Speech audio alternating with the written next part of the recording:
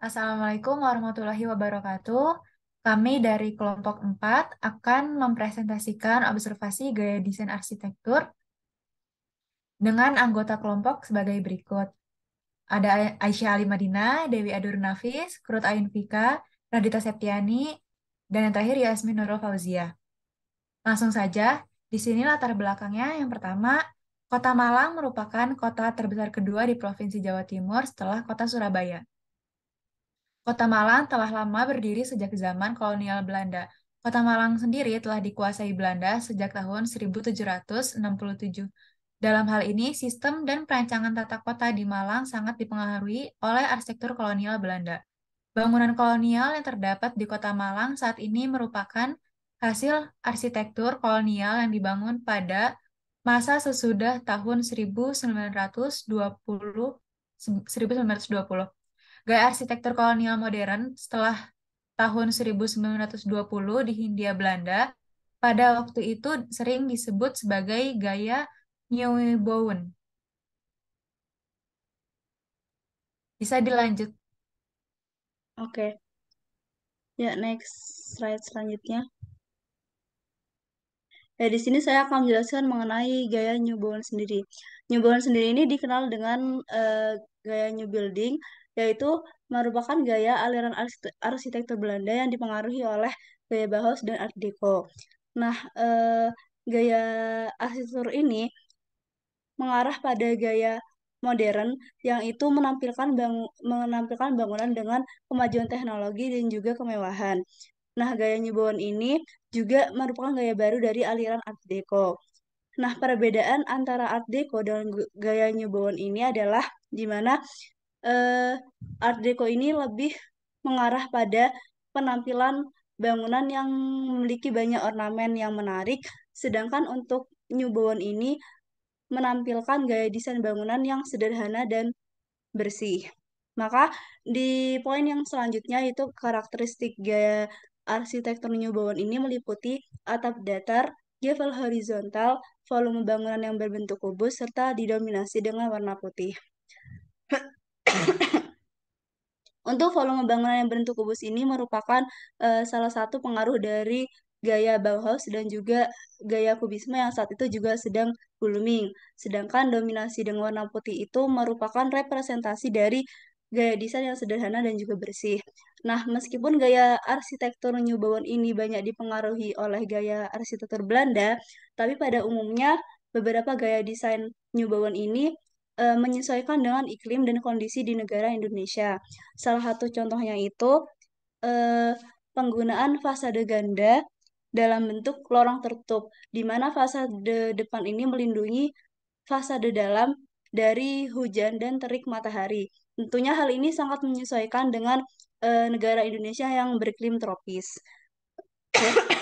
Selain itu, penggunaan pintu dan jendela yang dibuat besar dan juga dengan jumlah yang banyak itu agar ruangan atau interior bangunan itu tetap dalam keadaan sejuk. Nah, untuk hasil observasi kelompok kami akan dijelaskan lebih lanjut oleh rekan-rekan saya. Terima kasih.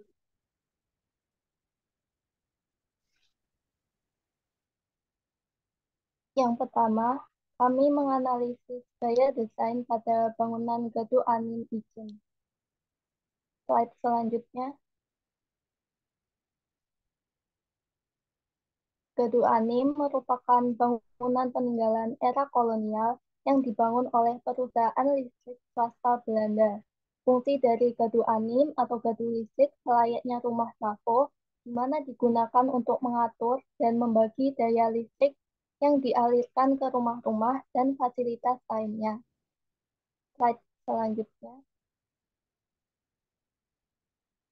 Gaya desain yang terdapat pada Gadu Anim adalah New Bowen. New Bowen muncul sesudah tahun 1920 yang merupakan penganut dari aliran internasional. Gaya ini mengambil bentuk modern yang disesuaikan dengan teknologi, bahan, dan iklim setempat. Selanjutnya, untuk lebih jelasnya, bangunan Gadu Anim ini menggunakan bentuk geometris sederhana, yaitu kubus dengan atap yang datar. Selain itu, warna yang digunakan adalah warna abu-abu yang merupakan warna netral. Ini merupakan ciri dari arsitektur New Bowen. Selanjutnya, kemudian terdapat sebuah jendela kuno yang tertutup daun jendela kayu, serta di atas terdapat kanopi berbahan beton. Di dinding bagian tengah hingga ke bawah dilapisi oleh batu alam. Batu alam yang digunakan pada batu anim ini adalah batu candi.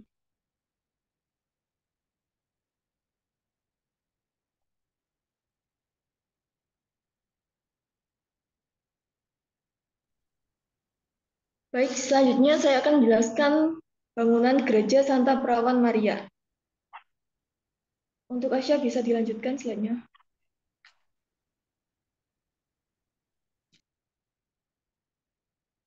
Nah, Gereja Santa Perawan Maria terletak di Jalan Burik, Kelurahan Oro-Orodowo, Kecamatan Klojen, Kota Malang. Nah, Gereja Santa Perawan Maria memiliki sejarah sebagai berikut. Katedral tersebut dibangun pada tahun 1934 oleh arsitek L.S. Torgny dan merupakan sebuah contoh dari warisan arsitektural kolonial Belanda di kota tersebut. Katedral tersebut aslinya dinamai Santa Teresa, namun berganti nama pada 1961 menjadi Gereja Santa Perawan Maria dari Gunung Karmel. Diubahnya nama gereja ini dikarenakan dulu gereja ini didirikan pada abad ke-12 oleh para rohaniawan di Gunung Karmel. Nah, selanjutnya fungsi dari gereja tersebut adalah sebagai tempat ibadah umat Katolik, digunakan untuk mengadakan acara pernikahan umat Katolik di Malang, dan tempat wisata bagi para pecinta wisata heritage.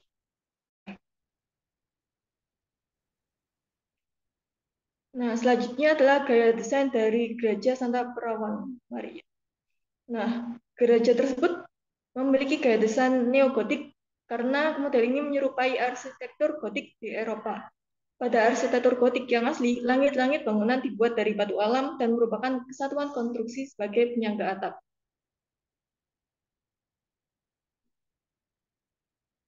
Asya, bisa dilanjutkan slide-nya. Nah, yang ciri-ciri gaya desain neogotik adalah yang pertama memiliki ujung lancip eksterior. Bangunannya tinggi, megah, dan menara dengan ujung yang lancip pada gereja adalah ciri-ciri arsitektur gotik. Nah, bisa dilihat dari gambar gereja memiliki dua menara yang lancip.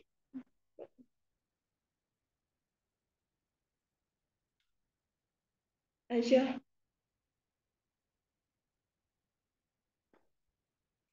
presentasinya.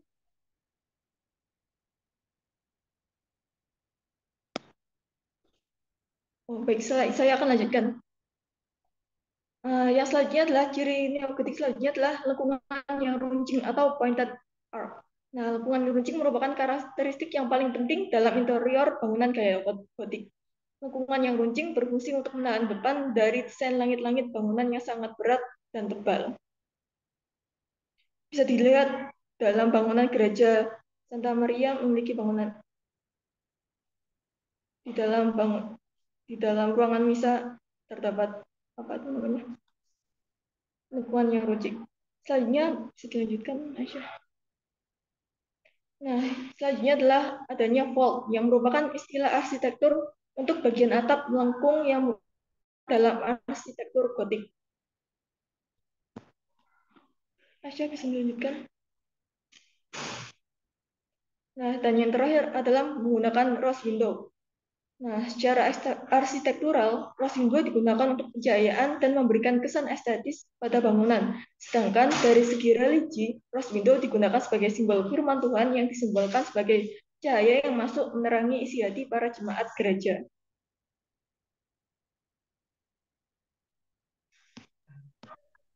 Oke. Oke, lokasi yang ketiga dari kelompok kami ini ada Gedung Gembar Raja Bali. Oke, next. Jadi Gedung Gembar sendiri sejarahnya itu lokasinya itu berada di Jalan Semeru Kayu Tangan, daerah Kota Malang. Jadi didesain oleh arsitek yang bernama Karl Bosch dengan gaya desain Art Deco. Jadi fungsinya sendiri awalnya itu merupakan toko buku bernama Bookhandel Suter CCT Van Dop Co. kemudian beralih menjadi toko Raja Bali atau pemiliknya yang bernama Rajab Ali. Dilanjutkan dengan Bank Commonwealth dan sekarang ini menjadi sebuah cafe resto yang bernama Lafayette. Oke, next. Oke, gaya desain yang diambil dari Gedung Kembar Raja Bali sendiri ini adalah gaya desain Art Deco. Jadi, Art Deco sendiri merupakan gaya desain yang diperkenalkan pertama kali pada tahun 1900-an dalam sebuah pameran dengan tema Let's Honest 25. Gaya Art Deco menggambarkan maskulinitas dengan garis-garis yang tegas. Hal ini dipengaruhi oleh revolusi industri di Inggris pada penghujung abad ke-19.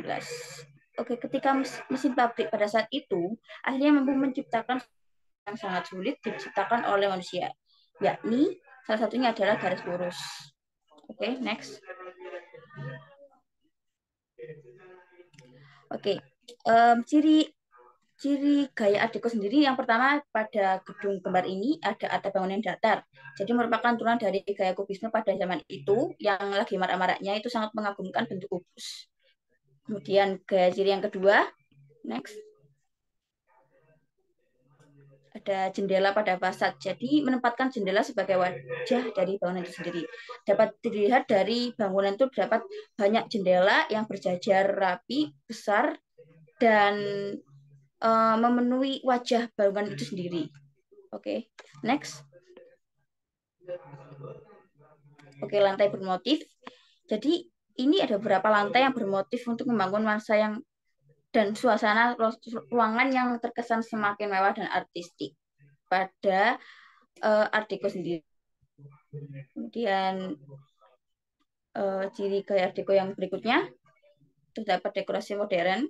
Jadi ada beberapa ruangan yang menggunakan dekorasi modern, seperti penggunaan toilet duduk, model tangga dengan handrail yang menggunakan besi serta jendela kaca yang berwarna dan memiliki motif tertentu atau mozaik tertentu.